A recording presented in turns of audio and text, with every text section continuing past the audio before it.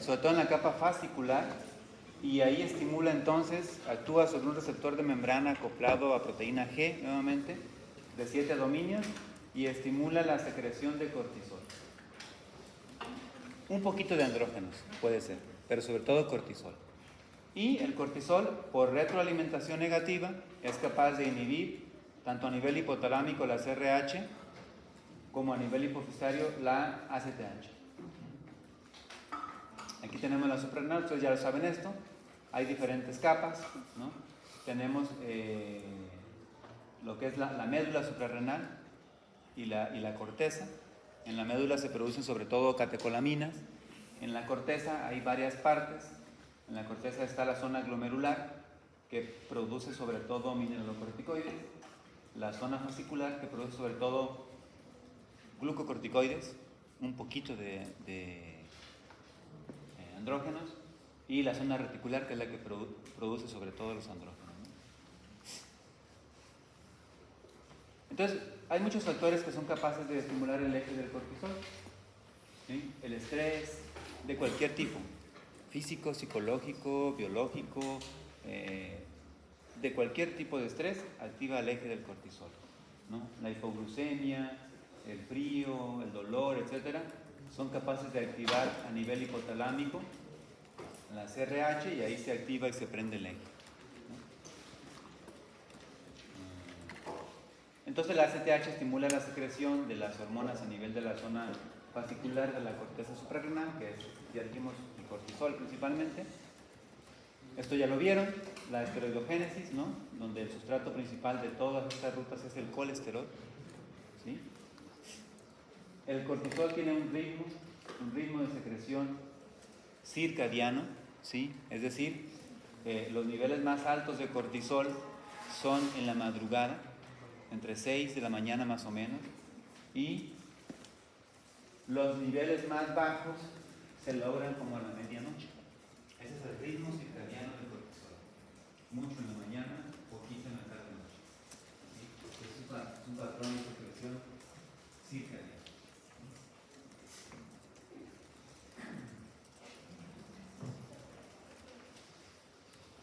Y luego, en la zona glomerular de la suprarrenal se lleva a cabo la secreción de mineralocorticoides, sobre todo aldosterona. Aquí es importante tener en cuenta que la secreción de los mineralocorticoides no son dependientes totalmente de la ACTH. La ACTH estimula sobre todo la secreción de glucocorticoides, pero los mineralocorticoides dependen más del sistema de renina, angiotensina, aldosterona, que poco tiene que ver con la ACTH. El cortisol es una hormona, bueno, esos son efectos biológicos del cortisol, que seguramente ya han de haber revisado, el de índice, el cansancio. Pero bueno, tiene muchos efectos biológicos. El cortisol es la hormona de la vida. Sin cortisol no hay vida, ¿sí? ¿Vieron con el doctor Aguilar ahorita de insuficiencia suprarrenal, no? Sí. Incidentaloma suprarrenal. Bueno, sin cortisol no hay vida, se muere. Una persona que tenga deficiencia aguda de cortisol y que no se le detecte oportunamente y se le trate, se muere, ¿sí? Es por eso que el cortisol, el eje del cortisol, si ustedes van caminando por la calle y de repente les sale un asaltante con una navaja o algo, entonces se superactiva el eje. Se activa como 10 veces más. ¿Para qué? Para que se produzca mucho cortisol y entonces el cortisol me ponga en alerta y aumente mi ritmo cardíaco y haga vasoconstricción y yo pueda correr.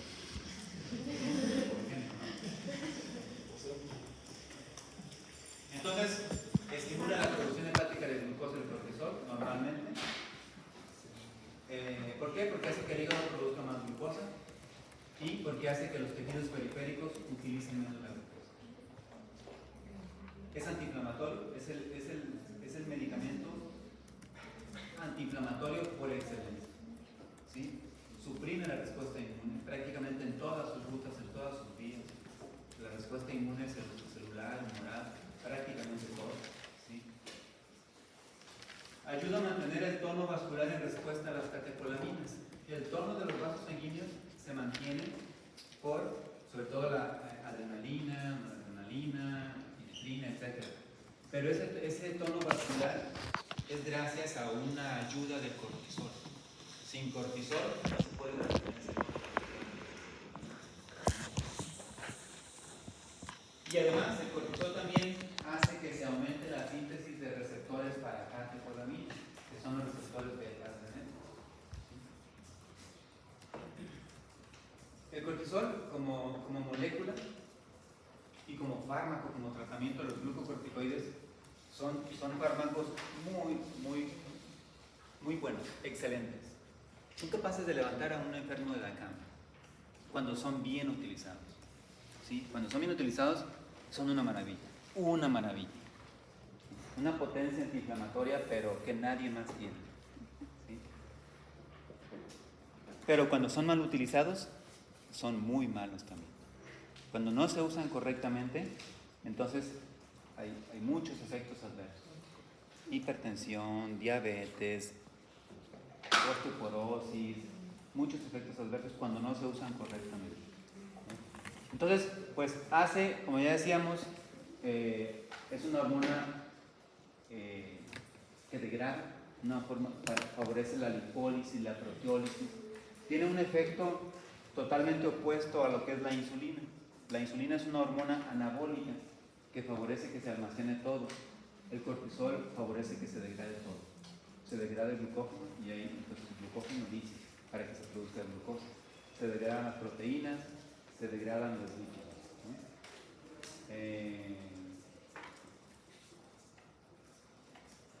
A nivel renal hay receptores para el cortisol, ¿sí? ¿Qué tipo de receptores es el del cortisol? ¿A qué tipo de receptores pertenece el receptor del cortisol?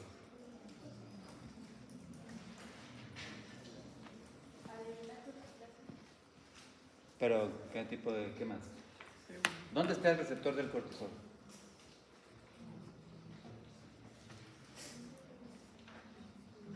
¿Dónde está? ¿No? ¿Era como en el intestino grueso? No, en la célula, ¿en qué parte de la célula está? ¿Cómo? Intracelular. Es un receptor intracelular. ¿Sí? El cortisol, en ciertas condiciones, sobre todo cuando hay exceso de cortisol, puede favorecer. Hay un receptor para mineralocorticoides y un receptor para glucocorticoides. Pero cuando hay mucho cortisol, a nivel renal es muy importante. Cuando hay mucho cortisol en el riñón, este cortisol se le puede pegar al receptor de los mineralocorticoides. Y entonces tiene un efecto mineralocorticoide. El efecto renal de los mineralocorticoides es que se aumente la reabsorción de sodio y se aumenta la eliminación de potasio. Ese es un efecto clave del hipercortisolismo.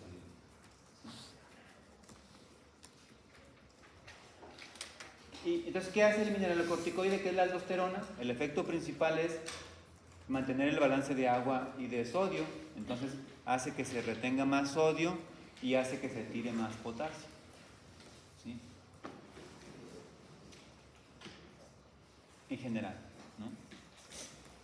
Entonces, ¿qué es la enfermedad de Cushing? Ahora sí, ya entrando en materia. Este es Harvey Cushing, que hace muchos años él fue un neurocirujano que escribió este cuadro clínico de pacientes con un tumor hipoficiario que tenían todas las manifestaciones de lo que ahora conocemos como síndrome de Cushing. Es raro, sí, no es tan frecuente, es muy raro, pero es más frecuente en personas que tienen datos que podrían ser manifestaciones del hipercortisolismo. Por ejemplo, en obesidad y diabetes, hasta el 2 a 3% de esas personas pueden tener realmente un síndrome de Cushing. ¿Sí? O sea, pueden tener diabetes, pero la diabetes no es diabetes tipo 2, es una diabetes secundaria. ¿Secundaria qué? Al hipercortisolismo. ¿Sí? La mortalidad es muy variable. Se dice que cuando se hace el diagnóstico del síndrome de Cushing, en promedio han pasado de 3 a 5 años en los que el paciente ya ha estado expuesto al hipercortisolismo. 3 a 5 años con hipercortisolismo. Y es por eso que tiene todos los efectos pues, dañinos del exceso de cortisol. Se recomienda hacer la búsqueda intencionada del síndrome de Cushing en todo paciente que tenga datos clínicos que pueden ser causados por el hipercortisolismo. Como aquel que tiene obesidad, diabetes, hipertensión, sobre todo cuando son, por ejemplo, hipertensión en personas muy jóvenes, ¿sí? Asociados a otros factores, ¿no? A lo mejor como la obesidad central, la hiperglucemia, etc., ¿no? En todos ellos, cuando hay la sospecha, hay que hacer la búsqueda del hipercortisolismo. Aquí esta diapositiva nos muestra en quiénes se recomienda hacer la búsqueda de síndrome de Cushing. Aquel que tenga todos los siguientes signos o síntomas: obesidad central, ¿sí? Que tenga la jiba dorsal, los moretes, las equimosis, las estrías, sobre todo las estrías violáceas, ese color como rosado, violáceo de las estrías, y que son sobre todo estrías anchas, que llegan a tener más de 1 centímetro de ancho, debe uno sospechar síndrome de Cushing, ¿sí? Síndrome metabólico, o sea, diabetes, hipertensión, dislipidemia, síndrome de ovarios poliquísticos, alteraciones gonadales, hipogonadismo hipogonadotrópico, trastornos de la menstruación, problemas de la reproducción, osteoporosis, sobre todo si es gente joven, y tumores suprarrenales, y sidentadomas suprarrenales, como lo que ustedes acaban de decir. Entonces, ¿cuáles son los datos clínicos que puede presentar un paciente con síndrome de Cushing? Bueno, es un mundo de datos clínicos y es muy fácil de entender. Se dice que el diagnóstico de síndrome de Cushing, cuando es un Cushing franco, es un diagnóstico de camión. Uno ve que se entra en el camión o en el metro y puede hacer el diagnóstico solo con metro, ¿sí? Cuando es franco, ¿no? Puede haber que obesidad, sobre todo central, hay una redistribución de la grasa en las zonas centrales, por eso la jiba dorsal, la grasa supraclavicular, la obesidad central, y las piernas delgaditas y brazos delgaditos, por la proteólisis, sobre todo, ¿no? Hipertensión, puede haber diabetes, ¿sí? Puede haber intolerancia a la glucosa, puede haber alteraciones de los lípidos. A nivel de la piel hay una serie de manifestaciones clínicas, como ya comentábamos, las equimosis, que son moretes fáciles, ¿sí? La rubicundez facial, esa cara rosada, ¿sí? Las estrías, el acné y el hirsutismo, sobre todo cuando está asociado a un probable exceso también de andrógenos, ¿sí? Sobre todo acné e hirsutismo. Hay osteoporosis, osteopenia, se desgasta el hueso, ¿sí? Hay debilidad muscular. Si le pedimos debilidad muscular proximal, es decir, si le pedimos al paciente que haga una sentadilla, luego no la puede hacer, se agacha, pero luego no se puede hacer.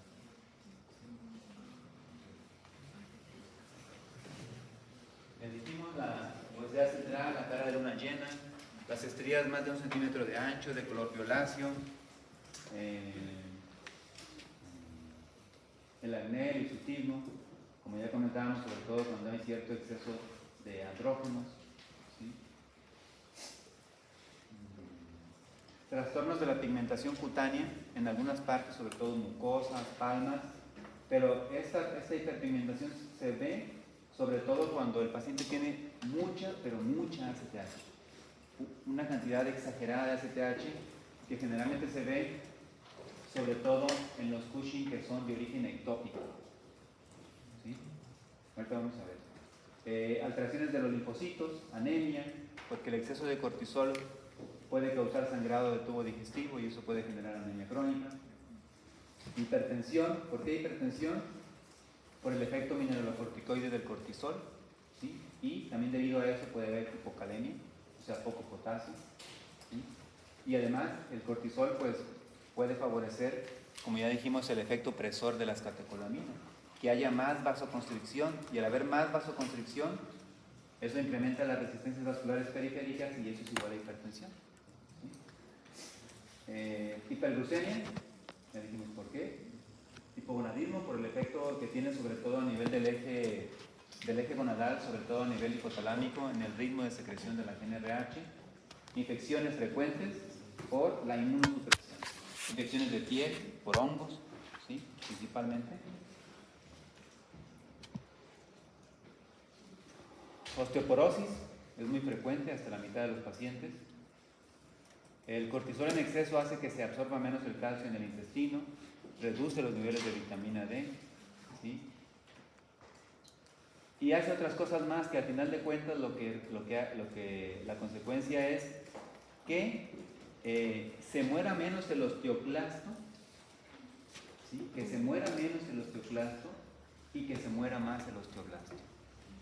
Entonces, la célula que favorece la regeneración ósea, que es el osteoblasto, se muere más, funciona menos, vive menos.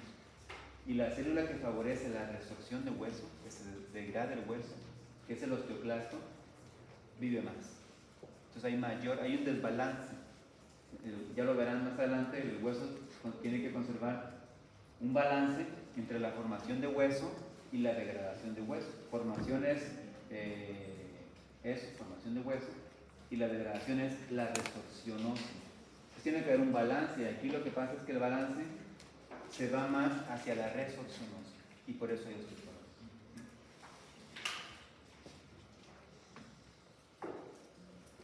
Otras alteraciones menos frecuentes. Trastornos psiquiátricos, muy frecuentes.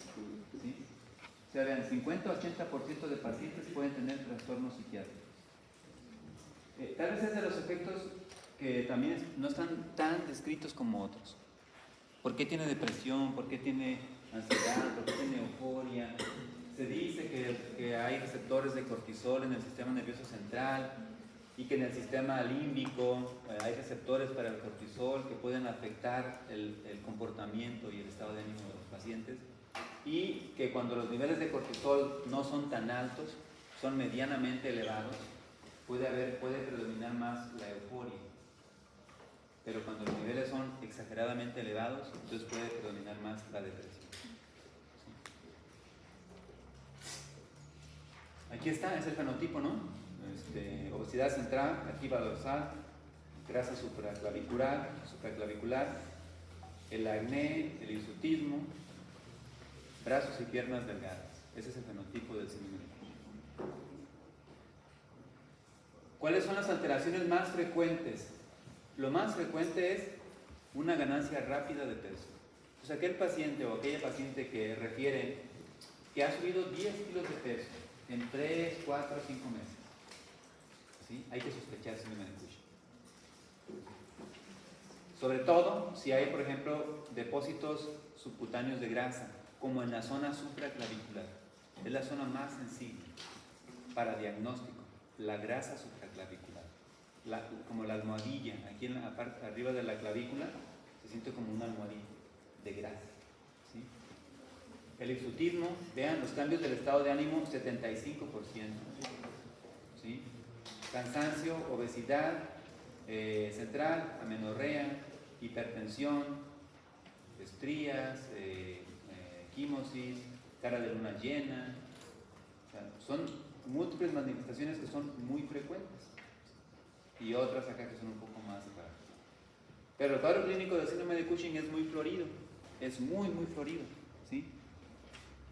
Y entonces, la hipertensión ya dijimos principalmente por qué mecanismo se da, ¿no? Por el efecto mineralocorticoide y por el efecto facilitador que tiene el cortisol sobre la vasoconstricción de las catecolaminas, principalmente.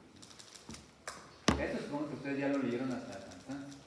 Bueno, yo creo que me están escuchando y están como que, no sé, otra vez lo mismo que ya leí.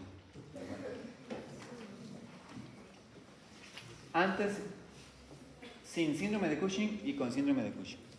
¿Sí? Cuando vemos un paciente de este tipo, es importante pedirle al paciente que nos muestre una fotografía, porque el paciente no percibe los cambios. Como son tan sutiles y tan lentos, la paciente no se percibe con cambios. Entonces, cuando uno compara las fotografías, puede ver claramente las diferencias, ¿no? Ahora, ¿cuáles son las causas del síndrome de Cushing, ¿no? Bueno, tenemos la más común, la causa más común es la enfermedad de Cushing. Enfermedad de Cushing. La enfermedad de Cushing es la que está dada por un tumor en la hipófisis secretor de ACTH. A eso se le llama enfermedad de Cushing, ¿sí? Luego entonces, no es lo mismo síndrome que enfermedad de Cushing.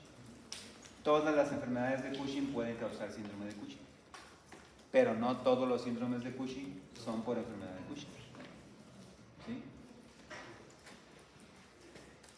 Podemos dividir en dos grandes grupos las causas. Aquellas causas que dependen de la ACTH y aquellas que no dependen de la ACTH, ¿sí?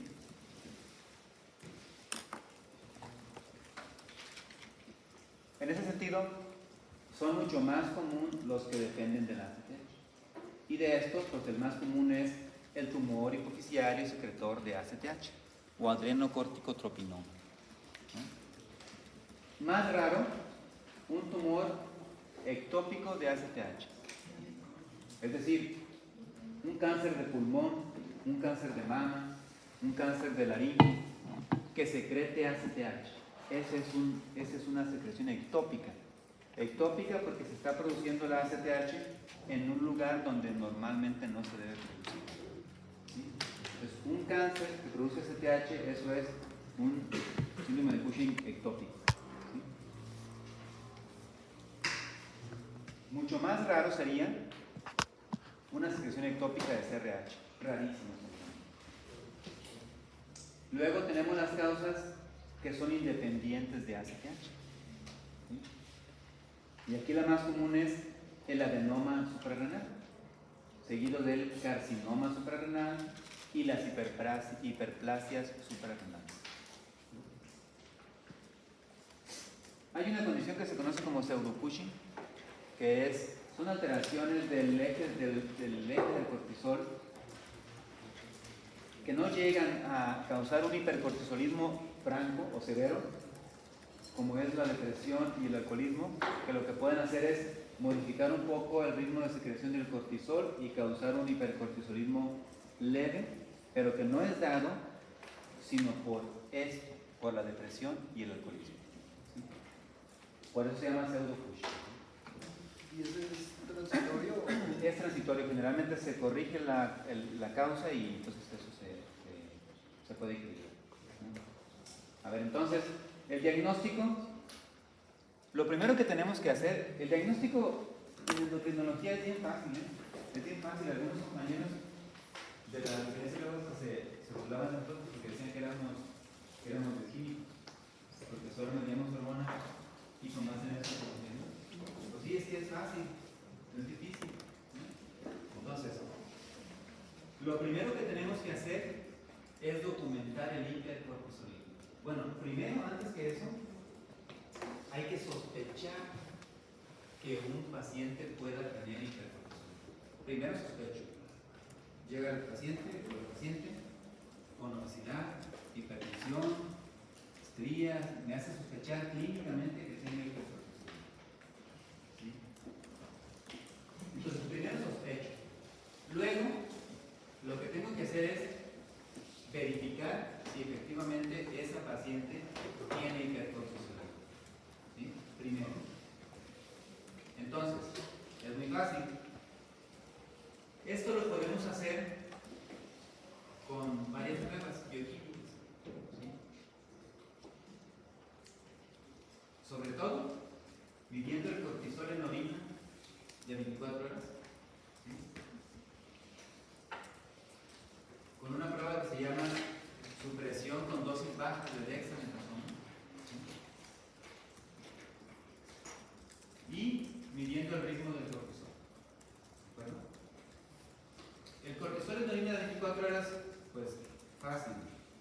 está, aquí vamos a ver.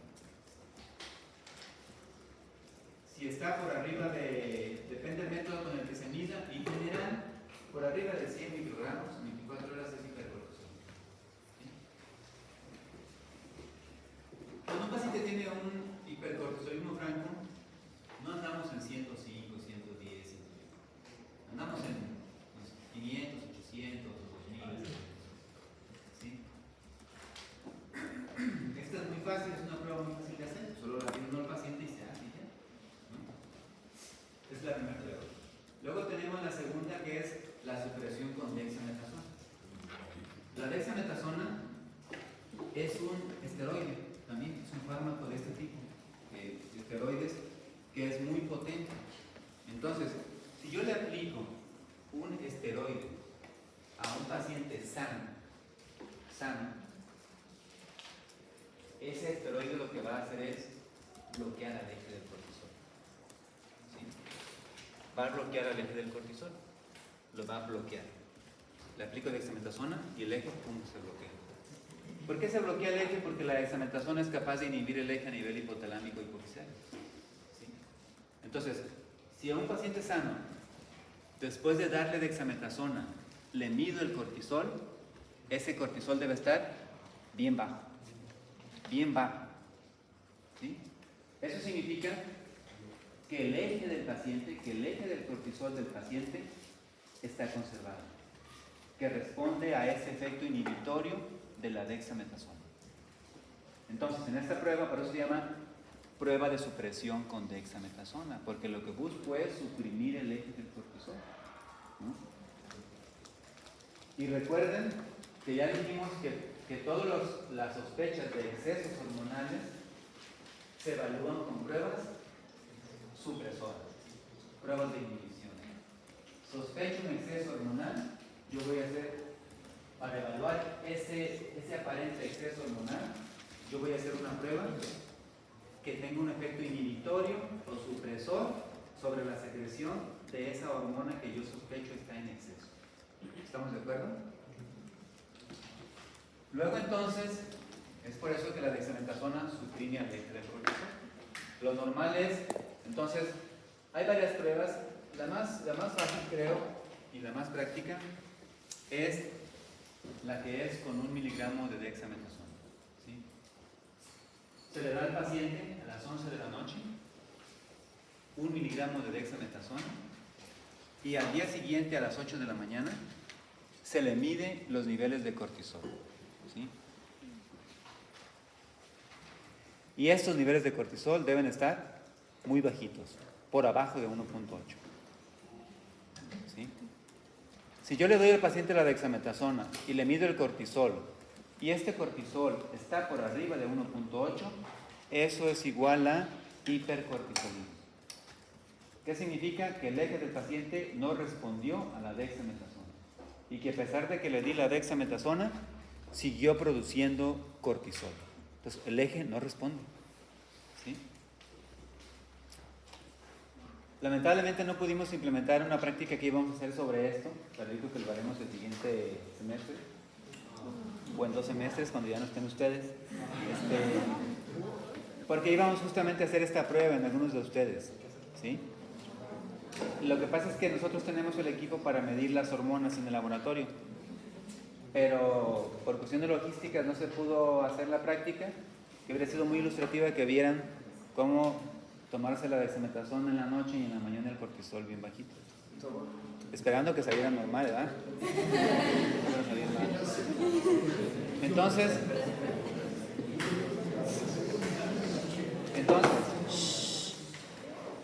si tengo el cortisol libre en orina elevado y tengo la prueba de supresión con dexametasona anormal, eso es igual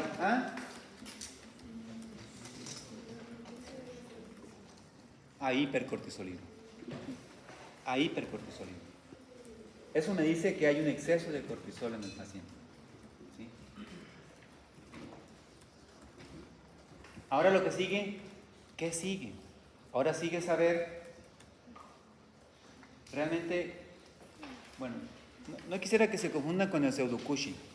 Pero solo sepan pues que hay alteraciones como la depresión, el alcoholismo intenso que puede aparentar un exceso de cortisol, pero no es un exceso real de cortisol, ¿sí? Me lo voy a pasar esa parte para no confundir.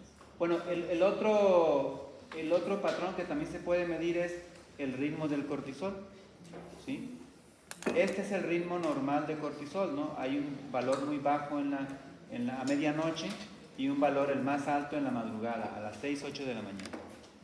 Cuando hay un Cushing verdadero, se pierde este ritmo y entonces a cualquier hora que uno mide el cortisol está igual. Se aplana el ritmo. ¿Ven cómo se pierde aquí? ¿Sí? Aquí es importante mencionar que medir el cortisol en sangre no sirve para nada si queremos evaluar el hipercortisolismo. O sea, si sospechamos de hipercortisolismo y le medimos al paciente el cortisol en ayuno, eso no sirve de nada. De nada. El cortisol en sangre sí puede servir para evaluar la insuficiencia suprarrenal, o sea, el hipocortisolismo. Pero para el hipercortisolismo no nos sirve. Se ocupan pruebas dinámicas. Así les llamamos a estas pruebas dinámicas. ¿Por qué? Porque le aplico al paciente algo, luego le digo una hormona, es una prueba de reto o una prueba de supresión. Son pruebas dinámicas. ¿Sí?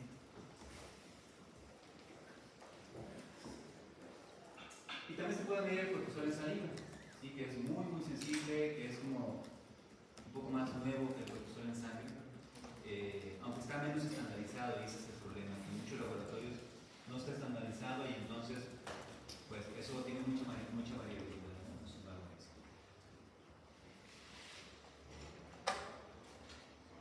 Se dice que si yo quiero diferenciar entre un Cushing verdadero y un pseudo Cushing, por ejemplo, una manera muy confiable es medir el cortisol en la medianoche, a las 11, 12 de la noche. En un Cushing verdadero va a estar igual que en la ayuno. En un pseudo Cushing va a estar bajo, porque todavía se conserva parte del ritmo circadiano del cortisol. Entonces, una vez que ya documenté el hipercortisolismo, ahora voy a ver de dónde viene ese exceso. Bueno, ya sé de dónde viene de la suprarrenal. Pero ¿qué lo está causando? Entonces, como ya comentábamos hace un momento, ese exceso de cortisol puede ser porque la ACTH lo está estimulando o porque solito se está estimulando. Y entonces tenemos las causas que son independientes de ACTH. Si yo, después de documentar el hipercortisolismo, el siguiente paso es medir la ACTH. Si tengo hipercortisolismo y la ACTH está elevada, ¿qué piensas?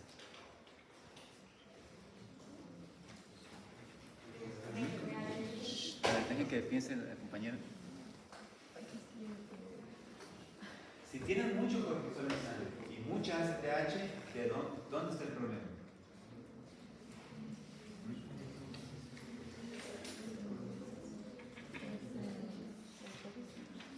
¿Por qué en la hipófisis? Dinos por qué crees tú que en la hipófisis, lo que sea que creas, aunque sea mentira. ¿Por qué crees tú que está el problema en la hipófisis?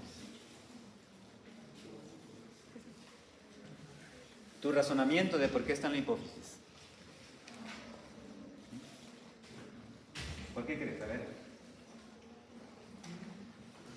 Lo que tú creas, no te vamos a juzgar ni criticar con lo que sí. ¿Por qué crees que ya dijiste la primera parte bien en la hipófisis? Y es correcto. ¿De dónde viene la ACTH? ¿De dónde? Sí, de la hipófisis. Y entonces, si la ACTH está elevada, ¿dónde está el problema? Pues en la hipófisis. Pues sí, así es. ¿Sí? Si la ACTH está elevada, el problema lo más seguro es que esté en la hipófisis, ¿no?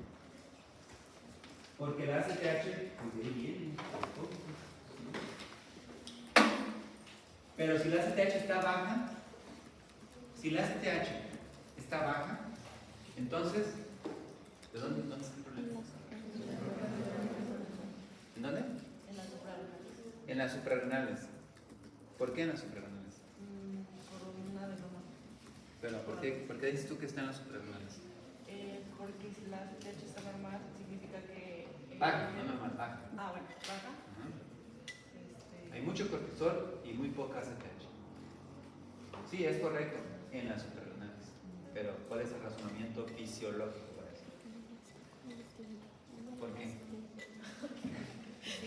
No la veas, mejor ayúdale a pensar la respuesta. ¿No? ¿Por qué?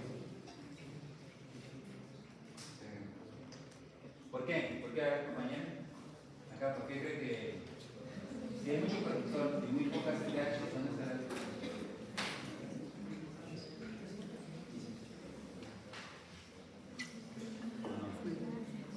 Ocurre eso porque, ¿Por qué? aunque la cerebral está alimentando todo el mundo, No es el problema. Tienen que pensar esto y es que deben haberlo estudiado. ¿Dónde será el problema, compañero? Ok, ¿por qué no se trata? Pero la hace de hecho trabajo. ¿Por qué trabaja? ¿Por qué trabaja? ¿Por qué trabaja?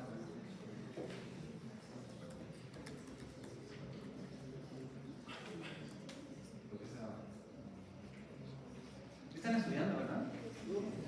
Porque no parece, ¿eh? No parece. ¿Por qué la CTH trabaja? ¿Por qué se trabaja, compañero? Podría ser por el hecho de que esté en representación negativa por la concentración de cortisol. Pues claro, por la retroalimentación negativa. O sea, es pura fisiología. Si hay mucho cortisol y no hay problema en la hipófisis, entonces el receptor del cortisol en el hipotálamo hipófisis responde muy bien. Y si hay mucho cortisol, bloquea el eje. Y entonces se suprime la CTH. Y entonces yo puedo decir que el origen de ese hipercortisolismo está en la suprarrenal. Es pura fisiología. Pura fisiología. ¿Sí? Y es una deducción fisiológica, lógica. No difícil, esto no es complicado, no tienen que rebuscarle tanto, es fácil. Pero hay que pensar lógico. ¿Sí? Disculpe, la CRH también es un problema en el hipotálamo al aumento de la ACTH. Sí, podría ser. Es mucho más raro eso. Un tumor secretor de CRH a nivel hipotalámico es rarísimo. Lo más común es a nivel de la hipófisis, no del hipotálamo. Pero fisiológicamente podría ser. ¿Sería ACTH dependiente? Sería CTH dependiente, bueno, ahí sería, primariamente sería CRH dependiente, porque el origen está en la CRH, pero también es ACTH dependiente porque va a haber mucha ACTH. Bueno, pónganse a estudiar, porque si no, entonces, ya vimos, ¿cuál es el origen? Mido la ACTH. Si la ACTH está baja, entonces el origen es suprarrenal. Si la ACTH está, fíjense bien, si la ACTH está normal o alta, el origen es hipofiscal, probablemente. Porque cuando hay mucho cortisol, la ACTH no debe estar normal. Si en el contexto de mucho cortisol la ACTH está normal, eso es anormalmente normal. ¿Sí? Porque debería estar baja por retroalimentación negativa. Por lo tanto, si está normal, si está en valores normales, eso no es normal. ¿Sí? Muy bien. Y cuando es dependiente de ACTH, pues hay dos opciones. O es un Cushing que viene de la hipófisis por un adenoma hipofisario, o es un Cushing ectópico. ¿Sí? Un tumor ectópico es fuera de la hipófisis que secreta mucha ACTH.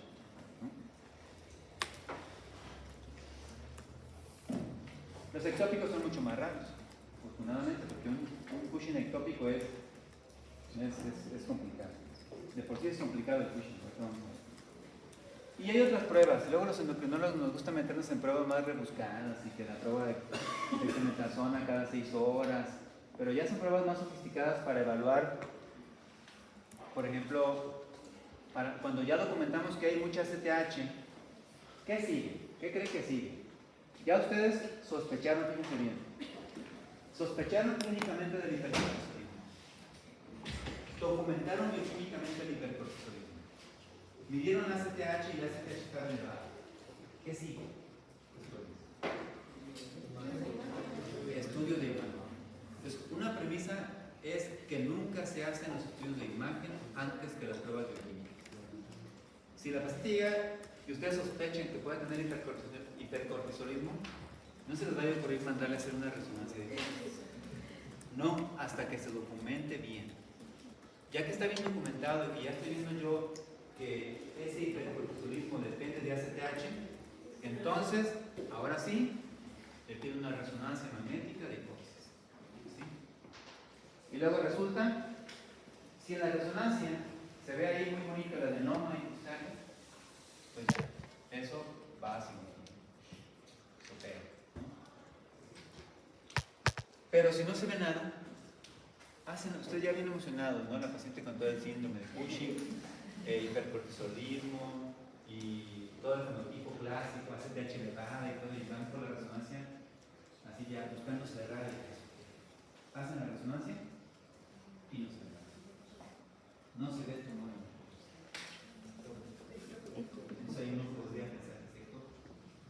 Pero eso es más complicado de lo que parece. Porque a veces son tan pequeños los tumores, pueden ser microadenomas, ¿sí? Microadenomas hipoficiarios, que no se ven en la resonancia. Entonces, cuando estamos en ese contexto, ahí ya estamos, ya los puros hemoclinianos, ya los demás ya no entran las pruebas, no lo entienden, ¿no? Ni los neurocirujanos tampoco, ¿no? Pero bueno, entonces tiene uno que echar mano de pruebas que puedan servir para diferenciar si el Cushing puede ser hipofisario, aunque no se vea tumor, o ectópico. Entonces ahí hacemos otro tipo de pruebas. Incluso hacemos el muestreo de senos petrosos, que es una prueba muy, muy sofisticada, ¿sí? Que lo que se hace es canalizar al paciente, se mete un catéter por ambos lados, en ambos brazos, muy, muy delgado, que va a llegar hasta los senos petrosos. O sea, va a llegar al punto donde drena la sangre al sistema venoso de la hipófisis. Entonces, en este estudio se aplica una hormona para estimular al ACTH y se miden los valores de ACTH y de cortisol a nivel hipofisario prácticamente y a nivel periférico. Se hacen cálculos y ahí se define si puede ser hipofisario, aunque no se vea tumor, o si puede ser ectópico. Si el estudio marca que puede ser hipofisario, entonces nos ayuda a identificar de qué lado de la hipófisis puede estar el tumor. Y entonces el neurocirujano ya entra a buscar el tumor. Y si resulta que puede ser ectópico, entonces hay que hacer estudios por otros lados para buscar el tumor. Pero nosotros lo que tenemos que tener en cuenta como médicos generales de primer contacto es la sospecha clínica y tal vez la confirmación bioquímica del hipercortisolismo y hasta la identificación del origen del hipercortisolismo con ACTH. Y después canalizar a donde corresponde. Ustedes no lo van a tratar, ¿sí? Bueno, ya esto es lo mismo. El diagnóstico ya que comentamos. Hay artículos ahí en la plataforma. Me voy a pasar a ¿por qué lo mismo? Tratamiento, cirugía. Estos se operan, ¿sí? La enfermedad estamos hablando, bueno, tanto la enfermedad de Cushing como los adenomas suprarrenales que causan Cushing se operan también. Pero hablando particularmente de la enfermedad de Cushing, ¿sí? El tratamiento es quirúrgico. Y la remisión, dice la literatura que es entre un 70 y 80%. La verdad es que una paciente con enfermedad de Cushing que no se cura en la primera cirugía, es complicado. Es complicado porque es muy difícil hacer que curen después. Quedan con deficiencias hormonales porque en la cirugía pues nos llevamos a las de la vasopresina, nos llevamos a las de la tirotropina, entonces quedan con diabetes, con deficiencia de hormona antidiurética y quedan luego con hipotiroidismo central, hipogonadismo, hipocortisolismo, bueno, hipocortisolismo no, tiene Cushing. Pero quedan con deficiencias de otros ejes y no curan el hipercortisolismo, ¿sí? Ahora, ¿cómo creen que podemos darnos cuenta si la paciente se va a curar o no después de la cirugía? ¿Qué creen que puede pasar? Sí, pero ustedes no van a dar cuenta de eso.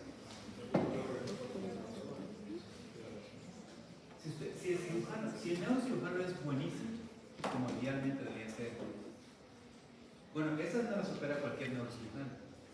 Lo ideal es que sea un neurocirujano con entrenamiento en hipófisis. Y para que sea un neurocirujano experto y bueno en hipófisis, debe operar al año un número mínimo de hipófisis, que anda como en 80, 100, para que sea bueno, ¿sí? Entonces, si ustedes tienen una paciente que tiene un tumor secretor de ACTH que le está causando hipercortisolismo y se lo quitan, ¿qué le va a pasar a la paciente? ¿Qué creen que le puede pasar? ¿Pero qué creen que clínicamente qué creen que le puede pasar a la paciente?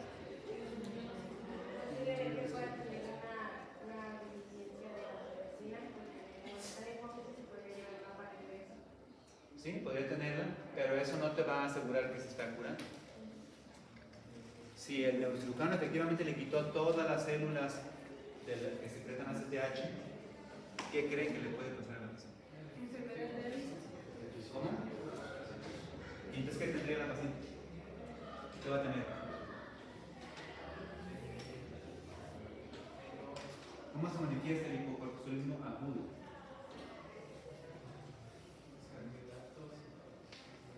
¿Qué puede tener? ¿Y qué más? ¿Qué más puede tener si tiene hipocortisolismo? Hipoglucemia, ¿y qué más? Hipotensión.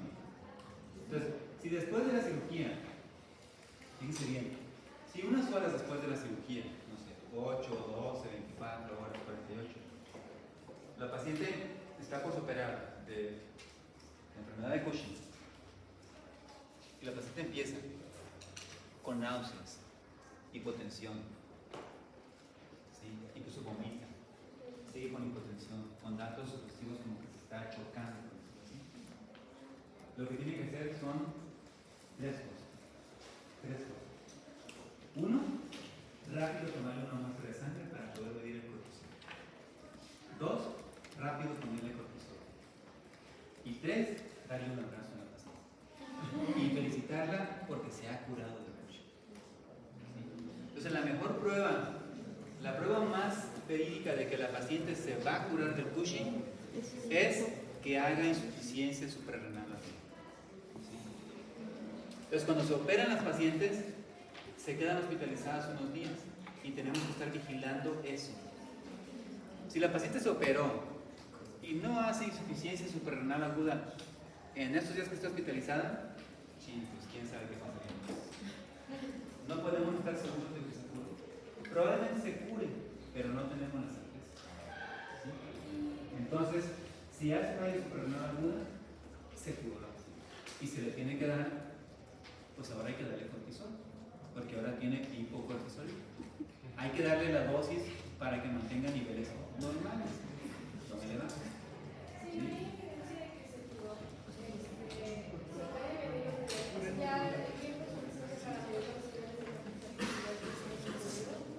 Se miden, después se miden. Si no hay evidencia clínica de que se curó, se mide el cortisol en sangre.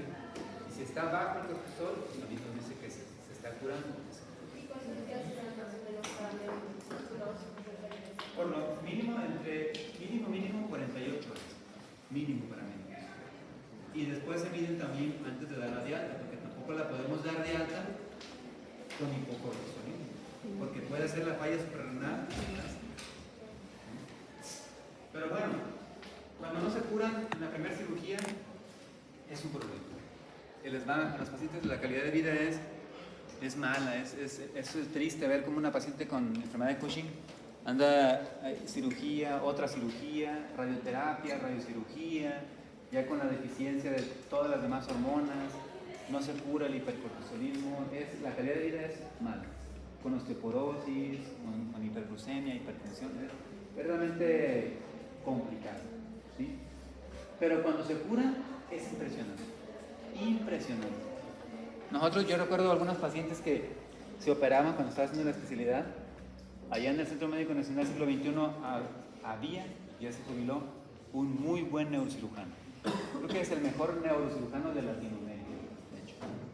Pero ya está jubilado. Pero bueno, él opera como, no sé, unas 200 o 300 al año. Y recuerdo muy bien una paciente de 30 y tantos años que llegó por síndrome de Cushing. Bien, todo el fenotipo, obesidad, osteoporosis, tuvo depresión, ¿sí?